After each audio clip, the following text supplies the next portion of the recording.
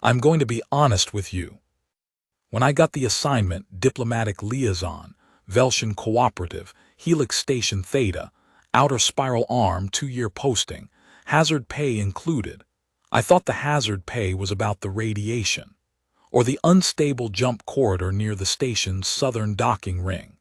Maybe the food, because I'd heard stories about what the Veltian considered a meal, and none of those stories ended with anyone being satisfied. I did not think the hazard was going to be her. I didn't think it was going to be anything like this. My name is Declan Marsh. I'm 34 years old, born in Cork, Ireland, raised partly in Toronto, partly in the sprawling mess of New Geneva that humanity built after the first contact treaties were signed. I have a degree in xenolinguistics, a secondary qualification in behavioral anthropology, and a minor in something called cross-species diplomatic protocol that sounded impressive when I was 22, and mostly just means I know how not to accidentally insult someone who has 6 different threat display glands and a memory that spans 400 years. I have worked with 6 different species before the Veltian. None of them prepared me for this. None of them. I'm writing this because Commander Yalda Osei of the Earth Diplomatic Corps asked me to submit a personal account alongside the formal reports. She said, and I am quoting directly here, Marsh, the formal reports tell us what happened. I need something that tells us what it meant. So here it is. What it meant. Helix Station Theta sits at the edge of what human astronomers used to romantically call the shoulder of Orion.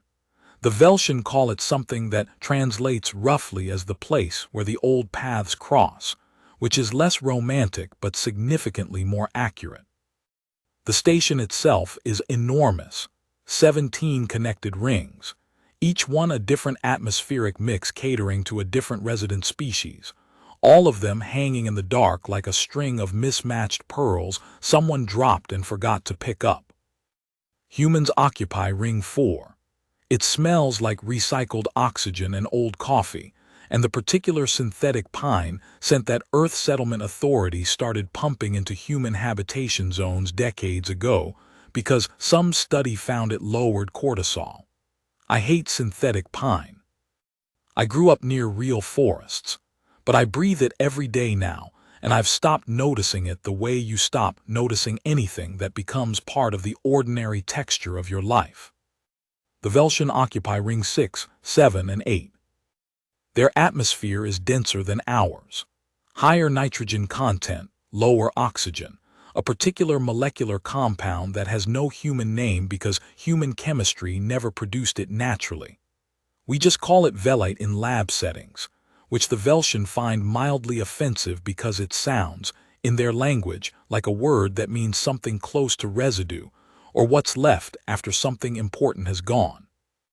I learned this on day 3 of my posting and spent approximately 40 minutes apologizing in a language I was still learning to someone who kept telling me, with infinite patience, that offense had not been taken. The Veltian are patient like that. Almost everything about them is patient. They are tall my height, roughly, which is about 5'11", but they carry themselves differently. Every motion is deliberate. They don't fidget. They don't drum fingers or shift weight or do any of the dozen unconscious, restless things that humans do when they're standing still, because standing still for a Veltian is an actual practice, not a default state between movements. Their skin, if you want to call it skin, shifts color very slightly with emotional state, cycling through subtle variations of their base hue. Most Veltian I'd worked with before this posting ran from pale gray-blue to deep slate, with warm undertones showing when they were calm and cool undertones emerging under stress. Their eyes are the part humans always notice first. 4 of them, arranged in a slight arc rather than side by side. The outer 2 are larger and handle peripheral motion and long-range detection. The inner 2 are smaller, sharper, calibrated for close detail, and what their neurobiologists describe as social reading. The evaluation of facial microexpressions, postural cues, All the things that matter when you're trying to understand what another creature actually means rather than what it's technically saying. They have no concept of romantic love. I mean that literally. Not they have a different version of it, not their version is expressed differently. I mean they have no evolutionary history, no neurochemical architecture, no cultural framework, no word in any of their 11 dialects that maps onto what humans mean when we use the word love in the context of pair bonding, longing, devotion, the specific ache of wanting one particular person in a world full of people. They form partnerships, deep ones, meaningful ones, lasting ones. They have bonds that span centuries because they live for a very long time and they value continuity and shared purpose. But those bonds are built on compatibility assessment, mutual utility analysis, aligned cognitive frameworks, complementary skill sets. They choose their partners the way a master architect chooses collaborators, carefully, rationally, after extended observation and structured evaluation. They don't fall. They don't ache. They don't look at someone across a crowded room and feel their chest do something involuntary and strange. I knew all of this before I arrived. It was in the briefing.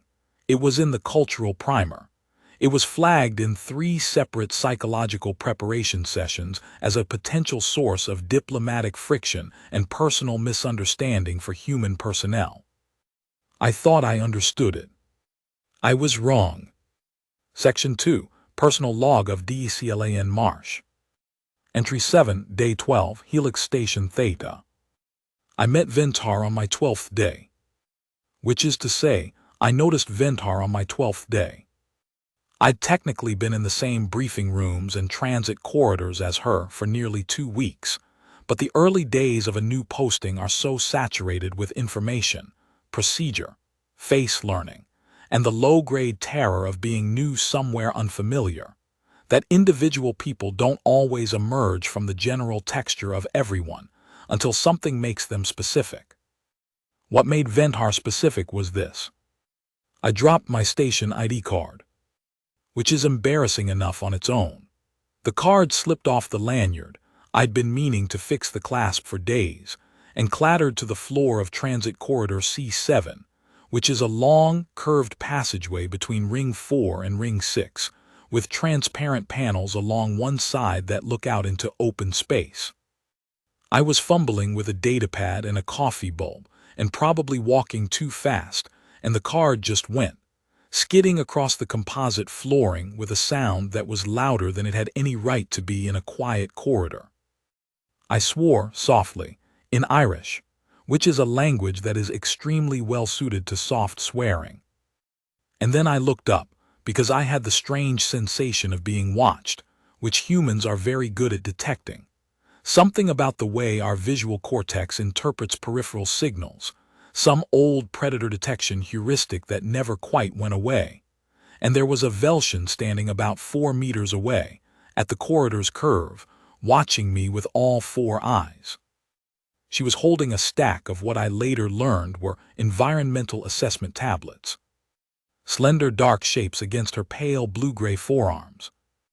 She was looking at me with an expression that I, trained in xenolinguistics, versed in Veltian facial reading, could not immediately categorize. Not alarm, not amusement, not the polite blankness that most Veltian use as a social default when observing humans doing something inexplicable. Something else, something that seemed to be processing, like whatever she was seeing required more thought than she'd allocated for transit corridor observations. I picked up the card. I reattached it incorrectly to the lanyard, so it dangled sideways.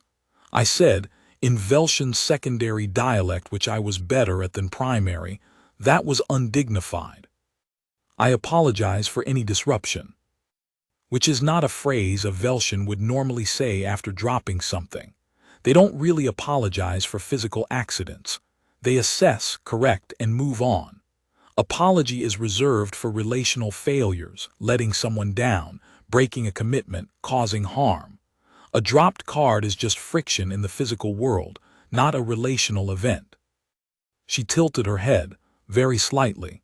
The inner pair of her eyes changed focus. She said in Standard, which surprised me, because most Velshan on Theta used their own language in their own corridors. You did not disrupt anything.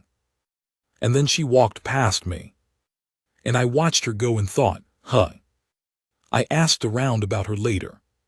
Casual inquiries, the kind you make when you're new and still mapping the social landscape of a station.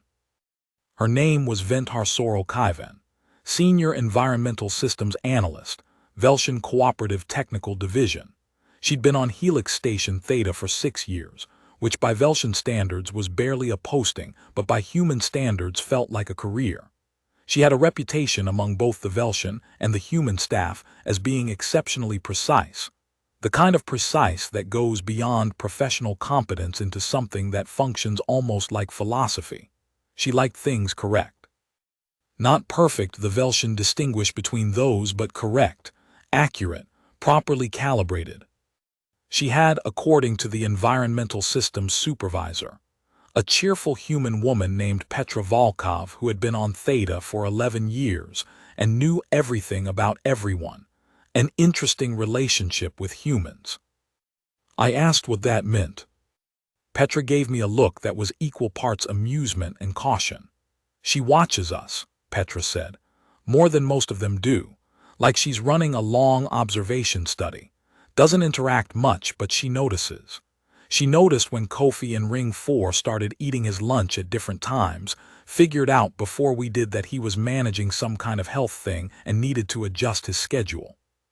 She recalibrated the atmospheric mix in the Ring 4 common lounge without being asked, after noticing that 3 of us were getting headaches, which we hadn't officially reported yet.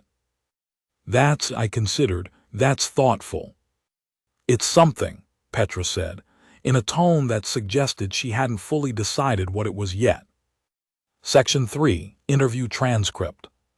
Subject, Dr. Renata Cassis, Xenopsychologist, Earth Diplomatic Corps. Interviewer, Senior Liaison Declan Marsh. Location, Ring 4 Medical Suite, Helix Station Theta. Context, informal background briefing, 7 weeks into posting. Marsh, I want to ask you something and I want you to be direct with me, not diplomatic.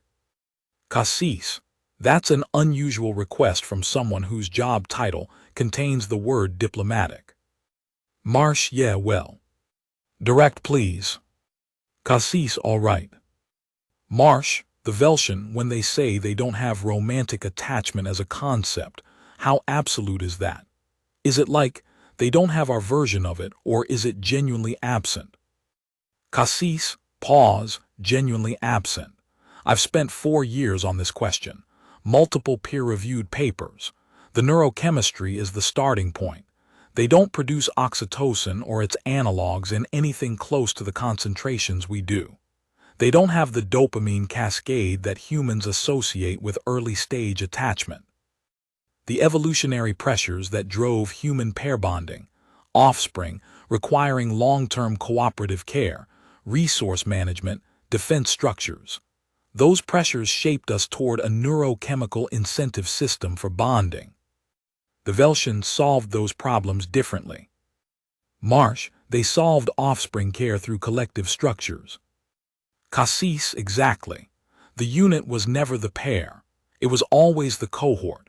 So the neurochemical architecture that evolution would have needed to build to keep a pair bonded, the whole longing, aching, jealousy, devotion machinery, there was no selective pressure for it. It never developed. Marsh, so when we talk about romance, love, that particular thing. Cassis, they have the concept now. They've learned it from us. They can describe it clinically. Some of them find it fascinating from a purely academic standpoint. It looks, from the outside, quite irrational. You sacrifice practical advantage for proximity to one specific person. You experience neurochemical distress in their absence. You make decisions that objectively disadvantage you in service of their well-being. From a pure optimization standpoint, it's a very expensive behavior. Marsh, but they don't feel it. Cassis, no. They understand it the way you might understand a mathematical proof, intellectually, completely, without experiencing what it describes. Beat. Why are you asking me this, Declan? Marsh, background research. I want to make sure I'm not misreading anything culturally. Cassis, long pause. That's a very carefully worded non-answer. Marsh, I know. Cassis, if you're worried about misreading a specific interaction. Marsh, I'm not. I just want to be calibrated correctly. Cassis, quietly right, okay, well. The other thing I'd tell you, and I'm saying this because I've watched this particular mistake get made 3 times in 4 years on various stations, is that just because they don't feel it doesn't mean they can't produce behaviors that look to us like the behaviors associated with it. When the Welschen become deeply interested in a subject, when something captures their attention in a sustained way, they display a kind of focused attention that can look to human observers like what we'd call fascination or care or something even stronger. It's not the same thing, but it looks the same. And humans, being the pattern recognition creatures we are, tend to interpret it through our own framework. Marsh, meaning we might think they're interested in us, when really they're just interested in the phenomenon of us. Cassis, carefully, yes, that's one way to put it. Section 4, Personal Log of Declan Marsh. Entry 23, Month 2, Helix Station Theta. I started running into her. Not in any engineered way. Helix Station Theta has 17 rings and thousands of inhabitants and dozens of common spaces, and there's no particular reason 2 people from different rings with different jobs and different schedules should encounter each other with any frequency. Except we did. Transit Corridor C7 seemed to be a common path for both of us. The observation deck on Ring 5, a shared neutral atmosphere space that humans could access comfortably, and Welschen could tolerate for limited periods, was apparently where she went to think. I'd started going there to write my field notes because the view was spectacular and because, after 6 weeks, the synthetic pine scent of Ring 4 was getting into my sleep. The first time we were both on the observation deck, she was there when I arrived, standing at the far end, looking out at the star field. I set up my workspace at the near end. We didn't acknowledge each other for about 40 minutes. Then she walked toward the exit, past me, and said, without stopping, in Welschen secondary, which meant she'd noticed or recalled that I was better at secondary than primary, your posture indicates tension in your upper back. The chair alignment in this space is incorrect for human spinal structure. There's an adjustment mechanism under the seat. And then she left. I found the adjustment mechanism. She was right. My back stopped aching within 10 minutes. I thought about that for an unreasonable amount of time afterward. The next time she arrived after me, took up her position at the far end. We both worked in silence for maybe half an hour, and then I made a mistake. I was working on a translation problem, a specific phrase in Welschen primary that had 4 possible interpretations depending on emotional context, and I was trying to determine which one applied to a diplomatic communique that needed a response by morning.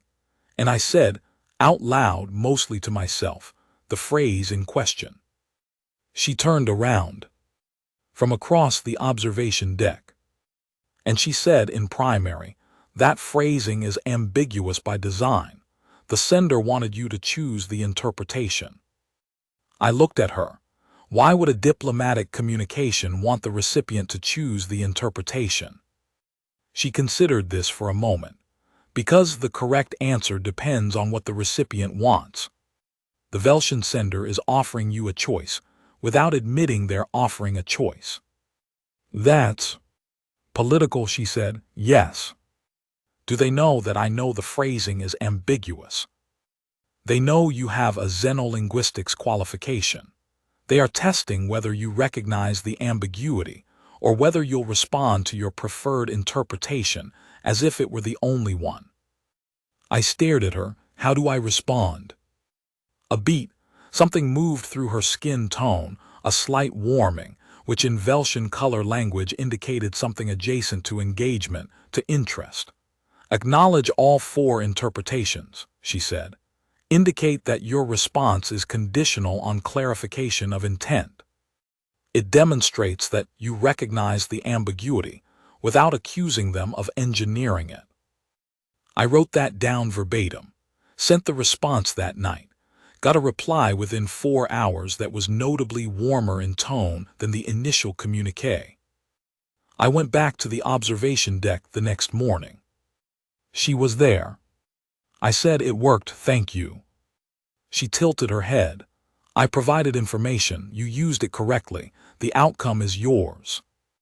It was your information. Information is not outcome. I thought about arguing this point and then thought better of it, because there is a particular quality to Veltian precision that, if you argue with it poorly, tends to make you feel like you've lost a chess match against someone who wasn't even paying attention. "All right," I said.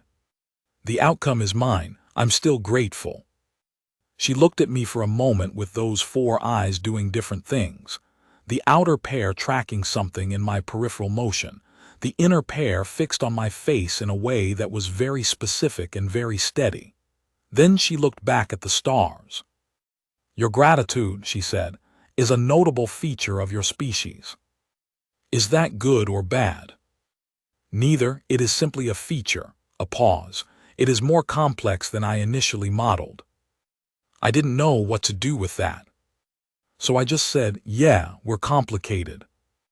And she made a sound that was not quite agreement and not quite a question, and not quite anything I had a category for. Section 5, Field Observation Notes. Compiled by Senior Liaison Declan Marsh. Ray Cross-Species Interaction Patterns, Veltian-Human Interface. Note, these observations were written contemporaneously but not submitted to the core until month 7.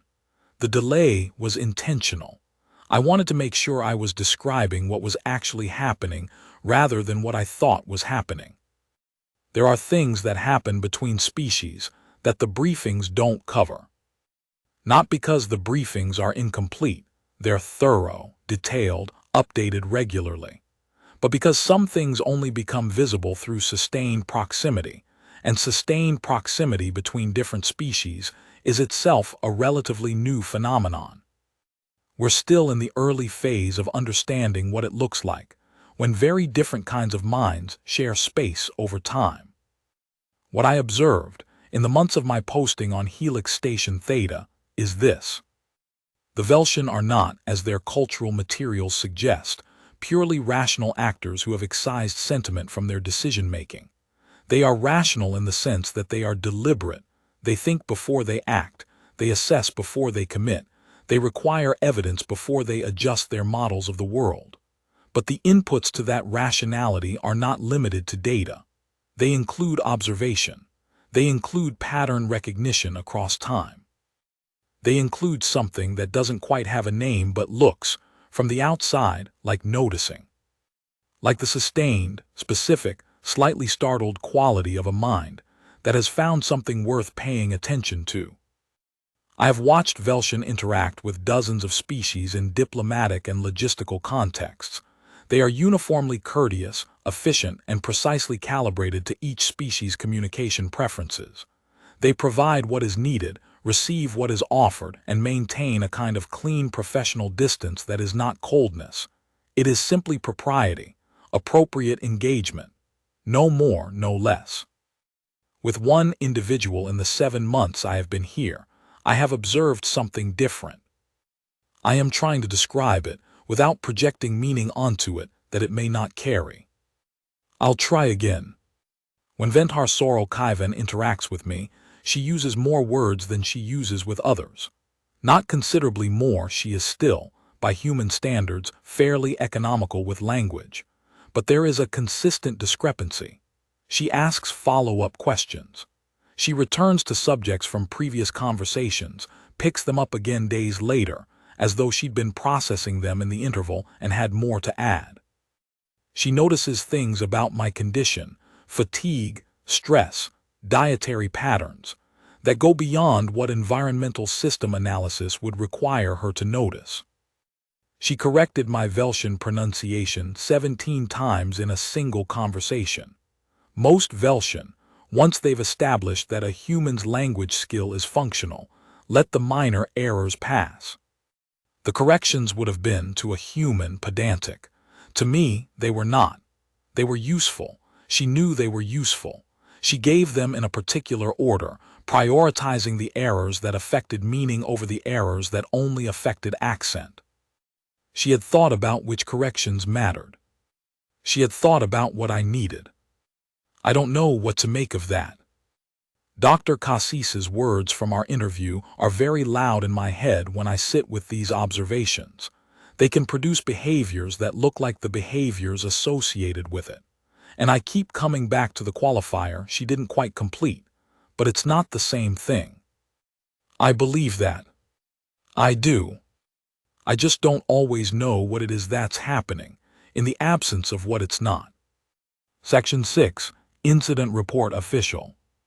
Incident Classification, Cross-Species Diplomatic Conflict, Category 3. Date, Month 3, Helix Station Theta. Reporting Officer, Senior Liaison Declan Marsh. Status resolved.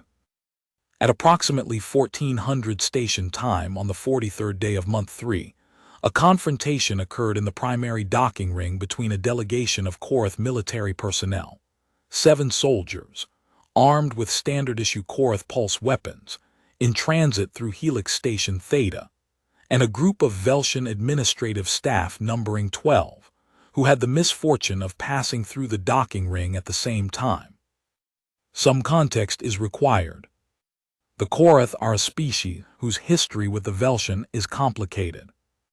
I will use the word complicated to cover approximately 200 years of territorial conflict, 3 broken treaties, and a recent period of nominal peace that both sides describe as being in a fragile phase, which is diplomatic language for we stopped shooting, but we haven't actually resolved anything.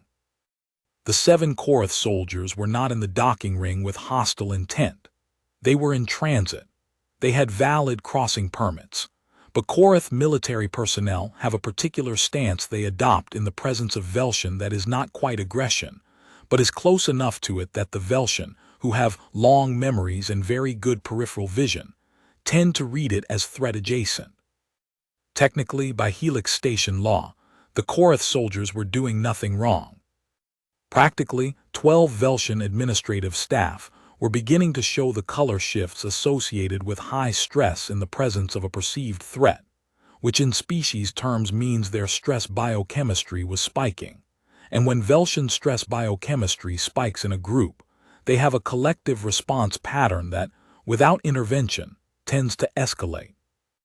I was in transit corridor B2 when I got the emergency channel ping. I was there in under 4 minutes, which is faster than it sounds because B2 is adjacent to the docking ring, and I had apparently developed the habit of taking routes through the station that put me near Veltian administrative areas. I entered the docking ring to find the Korath soldiers in a formation that was technically at ease but had the geometry of a readiness posture, and the 12 Veltian standing in a cluster with 2 of their number showing full color shift into the cool gray-white that indicates maximum stress response. There was a Korath captain doing the talking. He was speaking in standard with an accent thick enough to cut and saying something about rightful transit and treaty provisions and the implied threat of Veltian group posturing, which was an extraordinary thing to say given that the implied threat was coming primarily from his side. But the Korath have a particular talent for framing their own aggression as response to provocation. I stepped between them. This was not in the official manual. The official manual has a whole section on de-escalation that involves positioning yourself to the side of a confrontation, creating a physical channel for disengagement, rather than inserting yourself as a human obstacle between 2 parties who are both significantly larger than you are. I ignored the manual. I stepped between them, put myself roughly equidistant between the Korath captain and the nearest Veltian, and said, in a voice that was calm because I was pretending hard and years of practice had made the pretending very convincing. "Captain, Liaison Marsh, Earth Diplomatic Corps. I need you to tell me what specific treaty provision is being violated with article and clause before this goes any further." The captain stared at me. Korath are physically impressive. About 2.5 meters, dense musculature, a ridge structure along the back of the neck, and shoulders that serves as both armor and status display. The captain's ridge was fully elevated, which is their equivalent of every alarm bell going off at once. I looked up at him and waited. There's a thing that happens when you ask someone who is performing authority to cite their authority specifically. It requires them to either know the specific thing or admit they were generalizing. The captain was generalizing. He knew it. I knew it. After a moment that lasted approximately the length of a geological era, he began talking about general treaty frameworks rather than specific provisions, which meant he was backing down without admitting he was backing down. I helped him do it. That's the job. I gave him a way out that preserved his dignity and got the Velshan administrative staff out of the docking ring with a formal escort. I walked with them, which signaled to both sides that Earth was present and paying attention, and within 20 minutes the situation was resolved. The formal incident report ends there. What the formal incident report does not include is what happened afterward. Section 7, Personal Log of DECLAN Marsh. Entry 44, day after the docking ring incident. She found me on the observation deck that night.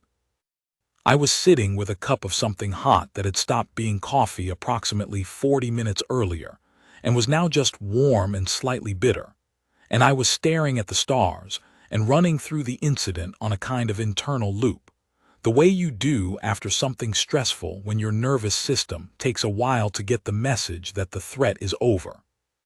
I heard her, which is strange to say because the Velshan don't make much sound when they move. But I'd started to notice the particular quality of the silence that preceded her, a slight shift in the ambient sound of the deck. The way the ventilation system's hum interacted differently with a second presence in the space.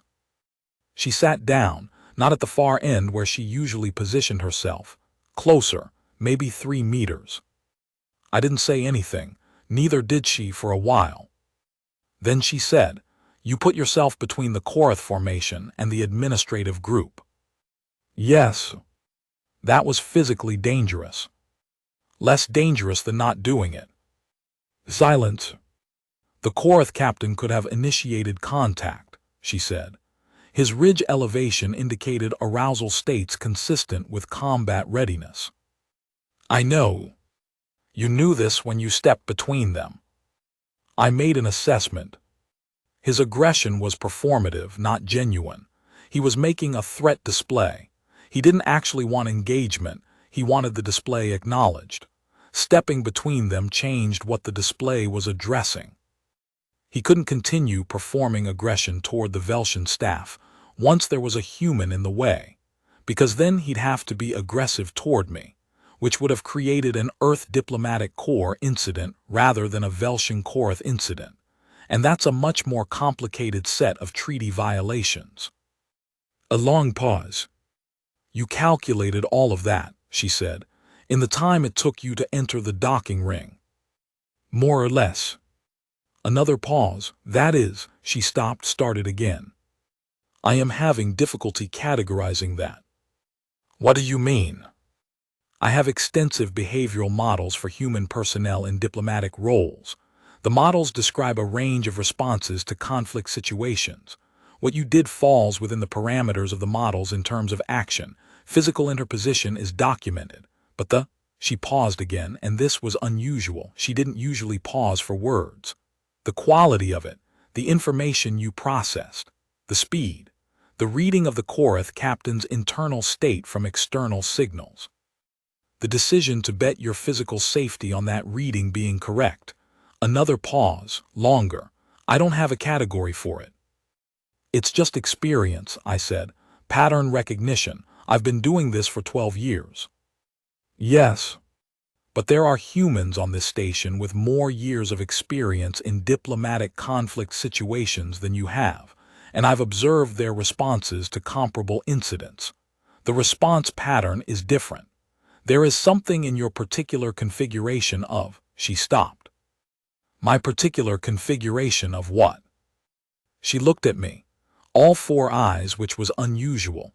She typically used the inner two for close conversation and kept the outer two tracking general environmental data. All four eyes looking at me. I don't have the vocabulary, she said, and there was something in her voice that I could only describe as frustrated, which should not have been possible because frustration requires an emotional investment in an outcome, and the Velshan don't. You could just say you're strange, I told her. Something moved through her skin tone. That is not what I meant. What did you mean? A long silence. The stars outside did what they always do, burned with complete indifference to anything we were figuring out below them. I meant, she said finally, very carefully, in the precise way she had of choosing words the way other people chose surgical instruments, that I have been observing humans on this station for 6 years, and in 6 years I have updated my models of human behavior 17 times. Since your arrival, I have updated them. A pause. More frequently. I looked at her. More frequently, I said. Yes. How much more frequently? She considered this for a moment that felt loaded in ways I couldn't fully articulate. 11 times, she said, in 2 months. I didn't say anything. I find that, she said, requiring of explanation. And have you found one? She looked back at the stars. Not yet, she said. And there was something in those 2 words, a particular quality, a texture that I had no formal category for in Velshan behavioral literature, but that hit me somewhere in the chest like a quiet bell being struck. I am still working on it. I looked at the stars too. Yeah, I said softly, me too. Section 8, Academic Submission. Atypical observation behaviors in Velshan human diplomatic contexts. Preliminary notes. Author Senior Liaison Declan Marsh, Earth Diplomatic Corps. Submitted to Journal of Cross-Species Behavioral Studies. Status, draft not submitted. Author's note, I wrote this in month 4 and never sent it. I'm including it in this archive because it represents what I was thinking at the time, trying to make something clinical out of something that was becoming increasingly not clinical. I think that's worth having on record. The established literature on Velshan social behavior describes a species characterized by what researchers term functional detachment, the capacity to engage meaningfully with other species without developing the kind of sustained personal investment that characterizes human social bonding. This characterization is, in the view of this author, accurate as a general descriptor, but insufficiently granular when applied to specific individual-level behaviors. What I am observing in one individual over a period of 4 months across a range of interpersonal interactions does not fit cleanly within the functional detachment model. The subject in question displays the following behaviors, which I will describe without interpretation first and then attempt to address. 1. Sustained information tracking across conversations. The subject regularly references information from previous interactions, sometimes days or weeks prior, and applies it to new contexts in ways that indicate the information was not merely filed, but retained for anticipated future relevance. This behavior is consistent with general Velshan memory function, which is more retentive than human memory at baseline. However, the selectivity of retention, the particular details that are retrieved and the context in which they are retrieved, suggests a prioritization process oriented toward this specific relationship rather than general information management. 2. Proactive environmental adjustment. The subject has, on at least 4 occasions, altered conditions in shared spaces, atmospheric settings, lighting calibration, chair configurations, temperature gradients, in ways that optimized for my comfort specifically, without being asked and without offering explanation. When these adjustments have been noted and questioned, the subject describes them as corrections to suboptimal conditions, which is technically accurate but does not explain why conditions that were demonstrably suboptimal for weeks before my arrival were only corrected after I began regularly occupying those spaces. 3. Language calibration. The subject consistently uses my stronger dialect secondary rather than her own preferred dialect primary when addressing me, despite primary being the default in most Welsh professional contexts. She has also begun using certain human grammatical constructions in her Welsh speech, constructions that appear to be deliberate accommodations rather than errors, since her standard is precise enough to indicate she understands the distinction between the two structures. 4. Attention distribution. This is the most difficult behavior to describe clinically. In group settings, briefings, transit spaces, common areas, the subject's attention distribution is measurably different when I am present versus when I am not. The inner pair of eyes which handle social reading are directed toward me at intervals that are, by Welshian attentional norms, unusually frequent. The outer pair continue tracking general environmental data, which confirms that the inner pair attention is deliberate rather than reflexive. The subject is not being inattentive to surroundings in order to watch me, but is watching me in addition to being attentive to surroundings. I am aware that these behaviors, described in the language of behavioral observation, invite an obvious interpretation. I am also aware that Dr. Cassis's caution, they can produce behaviors that look like the behaviors associated with it, remains clinically sound. What I cannot determine, with the tools available to me in my current role, is whether the behaviors I am observing are produced in the sense of being generated without the underlying state they typically signal, or whether the Welshian neurochemical architecture, under conditions of sustained specific engagement with a novel stimulus, which is how I appear to function in this context, as a novel stimulus, might produce something that does not have a name in Welshian emotional vocabulary, because it has never been generated before. I do not know how to resolve this question empirically. I do not know if it matters. I know that she shows up on the observation deck. I know that she corrects my pronunciation, so I'll be better understood. I know that she sat closer than usual after the docking ring incident, and said things she'd never said to me before in a voice that didn't sound like assessment. I'm including these field notes in a draft I will not submit because I need somewhere to put this that is not my own head. Section 9. Personal Log of DCLAN Marsh. Entry 78, Month 4, Helix Station Theta. She asked me about grief. This happened in a way that was typical of her, no preamble, no context setting, just a direct entry into a subject she'd been thinking about. We were on the observation deck. She asked, "What does grief feel like from the inside?" I looked at her for a moment. "Why are you asking?"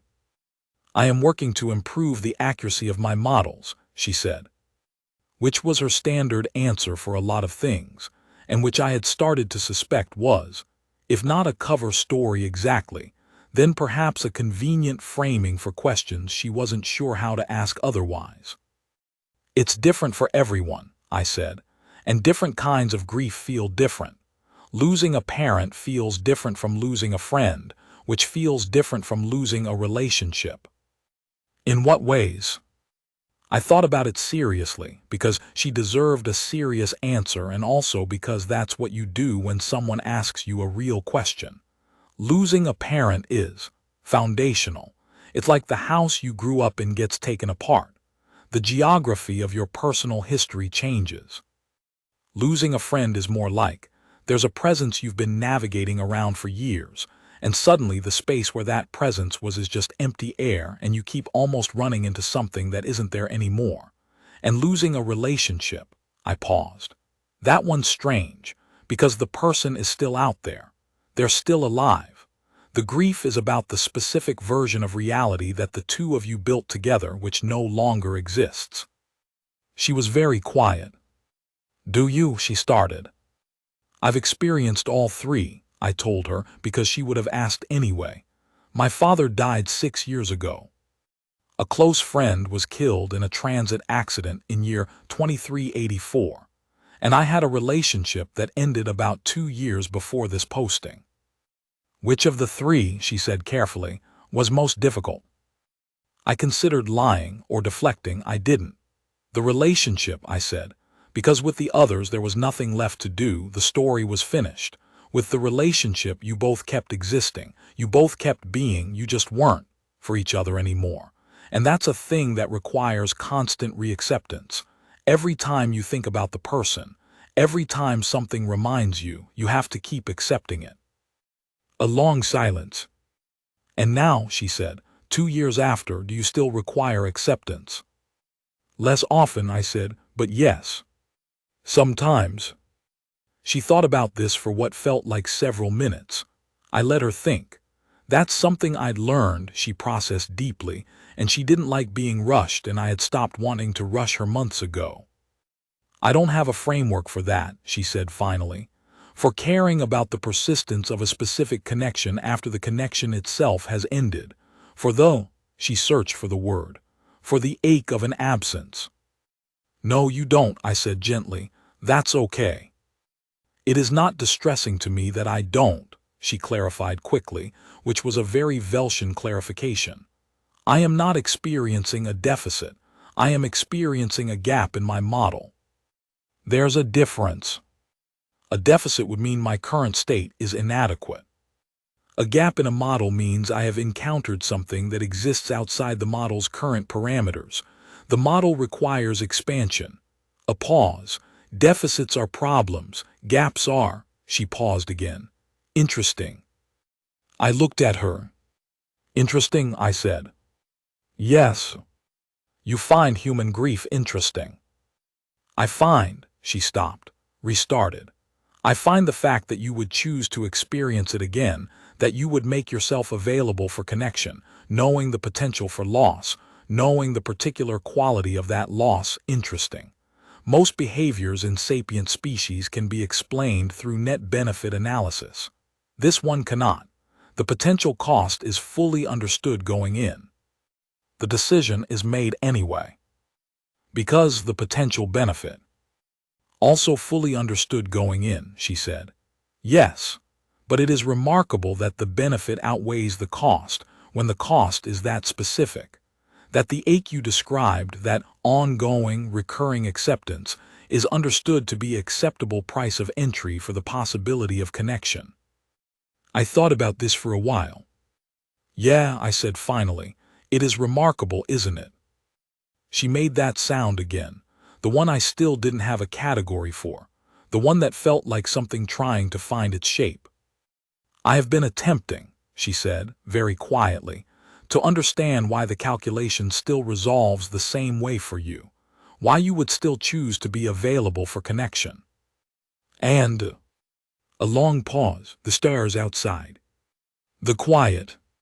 I think," she said slowly, in the precise, careful way she had when she was saying something she wasn't sure she had the right to say, "that some calculations cannot be run from the outside." I looked at her. All four eyes looking at me. That particular expression I'd never fully categorized. That particular quality to the silence. "No," I said very softly, "they can't."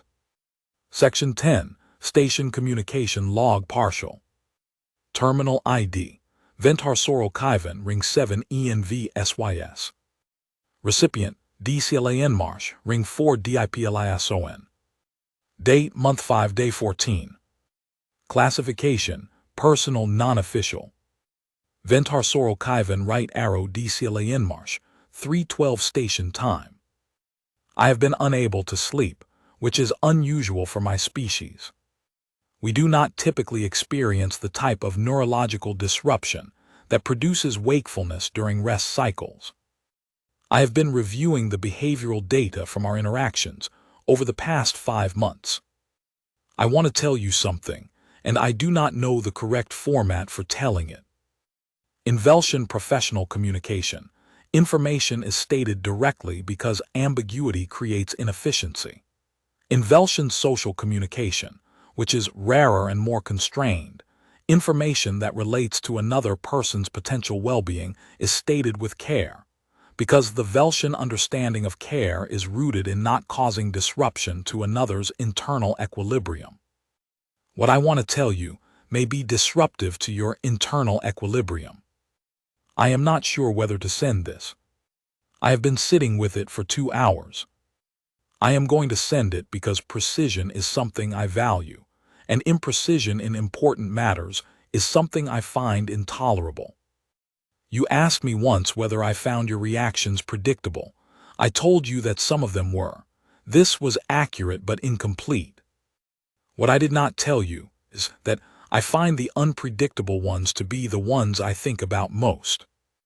I have updated my models of human behavior 11 times since your arrival, as I mentioned.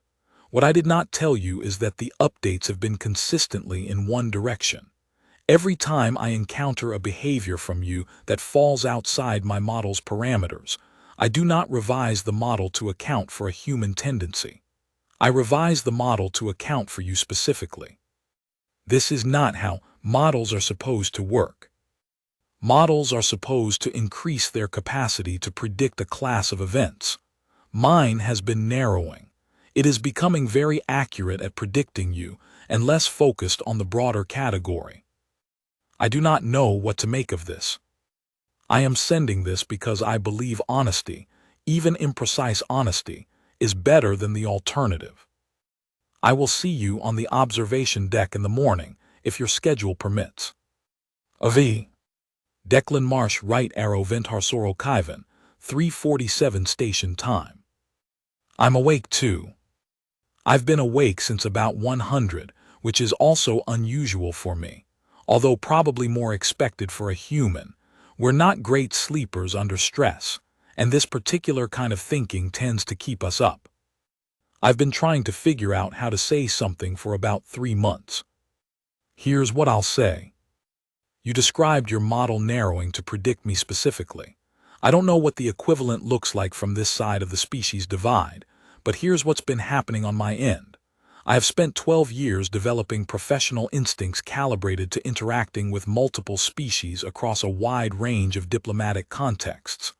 I am, I'm told, reasonably good at reading people, at picking up signals, at understanding what's happening in a room. I cannot read you the way I read anyone else I've ever interacted with. Not because the signals are absent, but because they don't map onto anything I've encountered before. You're not giving me the signals that my training says to look for. You're doing something else, something I don't have a category for. And instead of that being disorienting, which professionally it sometimes is, it is mostly just very interesting. Interesting in the specific way that things become interesting when they matter. I'll be on the observation deck in the morning. Adi. Section 11, Incident Report Official. Incident Classification, Armed Conflict, Category 1, Helix Station Theta. Date, Month 6, Days 3-5. Reporting Officer, Senior Liaison Declan Marsh. Status, Resolved under Review. This section describes events that have already been documented in the official core report. Reference: HFY 2387 Theta 661. I am including a personal account because the official report describes outcomes, and I want to describe what it was like. What it was like was this.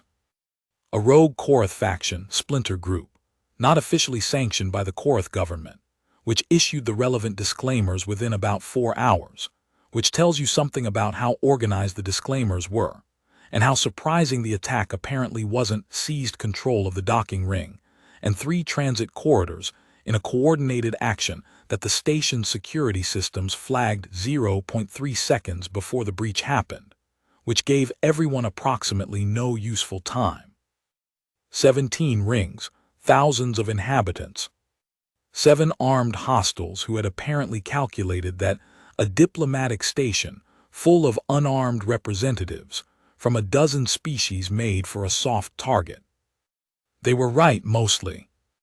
They had not accounted for the human personnel. I'm going to be honest here in a way that the official report isn't, because official reports have to thread a particular needle between accuracy and political sensitivity.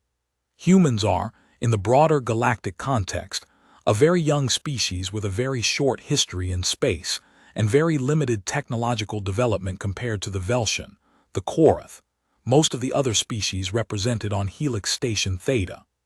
We are, by most metrics that matter in interstellar terms, not impressive. What we are, and what no briefing document prepared the Korath splinter faction for, is stubborn in a specific and dangerous way. We do not accept premises. We look at a situation that has been designed to produce one outcome, and we think, what if we don't accept that outcome? The 7 hostiles had a plan. The plan was solid: secure the docking ring, prevent departure, issue demands, receive compliance. They had accounted for the fact that most species on the station would comply with armed threat because most species in the galaxy have a rational relationship with self-preservation and understand that complying with an armed threat is the survival optimal choice. They had not accounted for Specialist Unipark from Ring 4, who had 17 years of UNEF combat training and was, on the day in question, furious. They had not accounted for Warrant Officer Tobias Ngai, who had taken apart and reassembled 3 different types of Korath standard pulse weapons on his own time over the previous 6 months because, as he said afterward, "I like to know how things work." He'd filed those reports too. The Corps had noted them. No one had thought they were important. They had not accounted for me. I'm not a soldier. I want to be very clear about this. I'm a diplomat. I have no combat training. What I have is 12 years of watching situations from the inside and knowing, at a fairly reliable gut level, which way they're going to fall. The situation was going to fall badly. The hostiles were 3 hours into the standoff, and nothing in their body language said we will accept a negotiated exit. There are standoffs where the aggression is performance, and there are standoffs where the aggression is intent, and everything I could read said intent. They wanted something to happen. They wanted a demonstration. I talked to Tobias through a secured channel for approximately 22 minutes. Then I walked into the docking ring, which was, on reflection, the second most inadvisable thing I did that day. I walked in with my hands visible and my ID badge prominent, and I started talking. In Korath, which I speak at a functional level, and which is enough to make a Korath stop and pay attention because they don't expect it. I talked about the treaty framework. I talked about the splinter faction's stated political objectives. I talked about what they actually wanted, which was recognition, was acknowledgement, was to be taken seriously by a cooperative that had been treating them as a footnote. And I talked about that in terms that made it clear I understood why they wanted it. I kept them talking for 41 minutes, while Yuna and Tobias did what I couldn't do. When it was over, 2 of the 7 hostiles required medical attention. None of the station's inhabitants were seriously harmed. The docking ring was secured. The formal report describes this outcome as the result of coordinated security response and successful hostage negotiation. What the formal report doesn't include is what happened 6 hours later. Section 12, Personal Log of DECLAN Marsh. Entry 112, 6 hours after the docking ring incident, month 6. She came to the medical suite. I was there because I had a minor injury. During the resolution of the standoff, I'd been close enough to a Korath discharged pulse impact to get a secondary pressure wave, which had cracked 2 ribs on my left side and given me a bruise that was already going spectacular colors. The medical staff had taped the ribs and given me something for the pain and told me to rest, which I was nominally doing while writing the incident report in my head. She came to the medical suite and she looked at me. I don't know how to describe that look. I've tried in the months since, and I can't get it exact. What I can say is that her skin tone was doing something I hadn't seen before, a kind of very pale, very slightly warm, very slightly blue that sat exactly at the intersection of several of the colors I'd learned to read and therefore wasn't quite any of them. Her inner eyes were very steady. Her outer eyes were tracking less than they usually did. She wasn't monitoring the environment the way she usually did. All her attention was here. She said in secondary dialect, "You are injured." "Cracked ribs," I said. "I'm fine." "You put yourself in the docking ring during an active armed standoff," she said.